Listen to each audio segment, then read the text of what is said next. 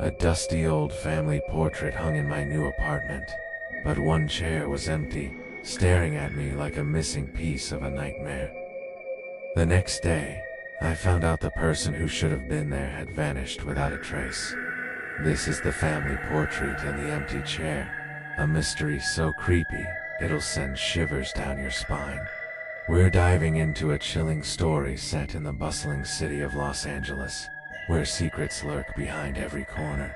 A 21-year-old Zoe Carter, a college student who just moved into a small apartment in the heart of LA. Zoe works part-time at a trendy cafe and loves snapping photos of the city's bright lights.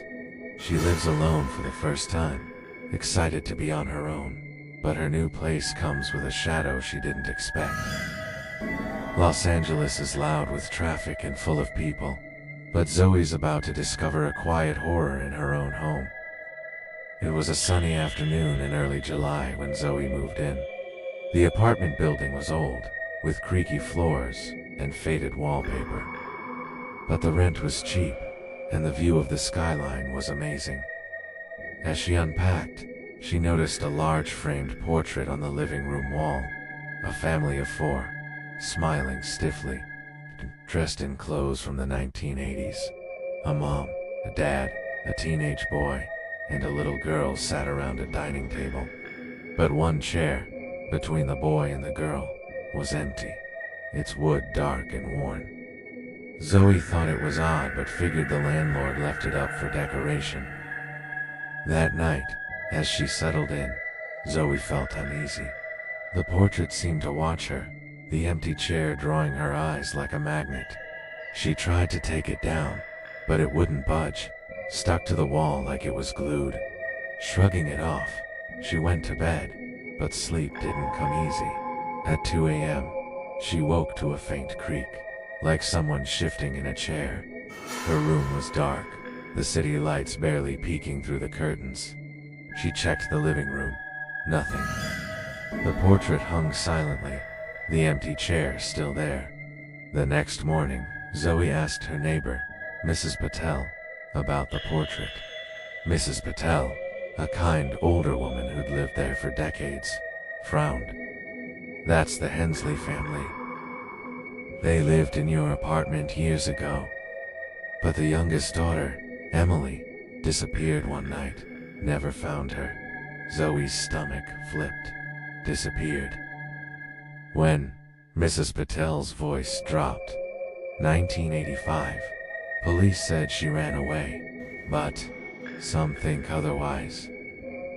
Zoe stared at the portrait, the empty chair suddenly feeling heavy with meaning. That day, Zoe couldn't shake the unease.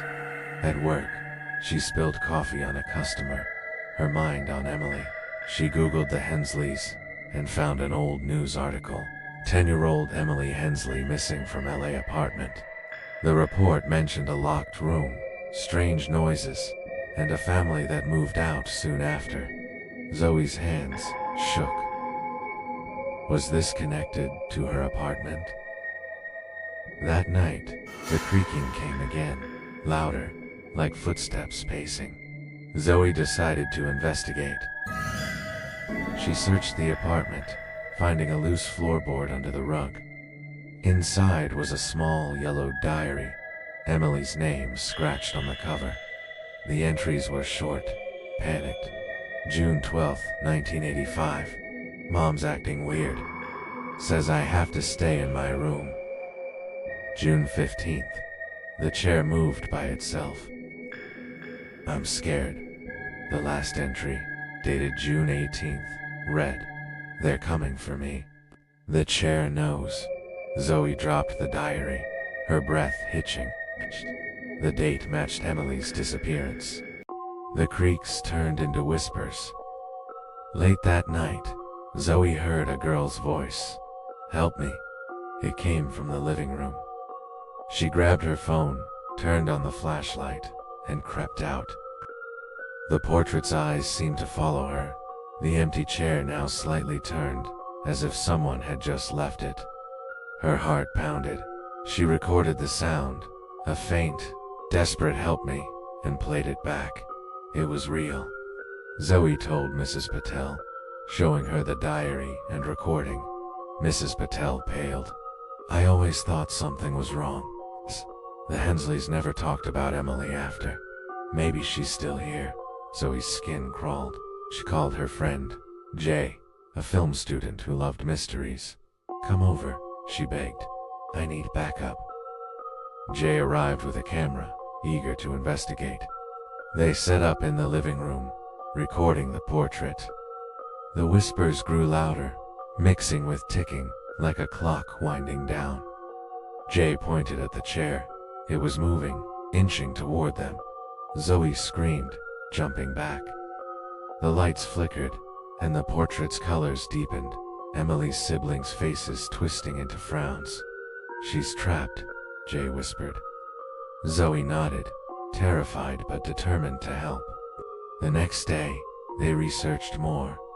An old police file online mentioned a hidden compartment in the apartment, sealed after Emily's disappearance. Zoe and Jay tore up the floorboards, finding a small trapdoor under the empty chair spot. It creaked open, revealing a dark space. A cold draft hit them, carrying that same whisper. Get me out.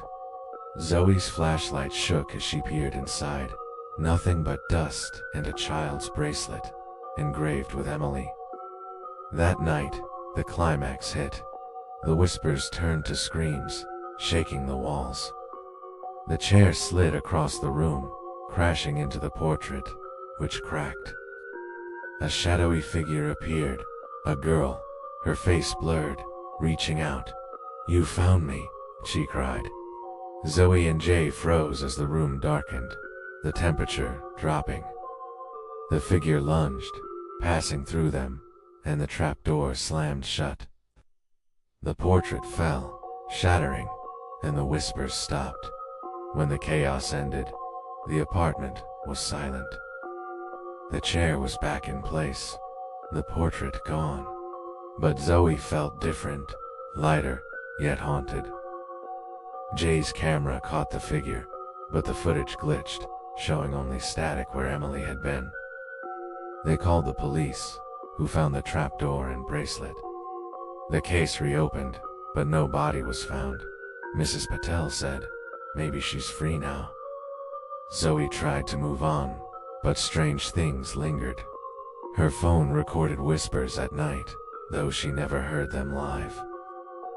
One morning, she found a new photo on her wall, a family portrait, the same family, but with Emily in the once empty chair, smiling faintly.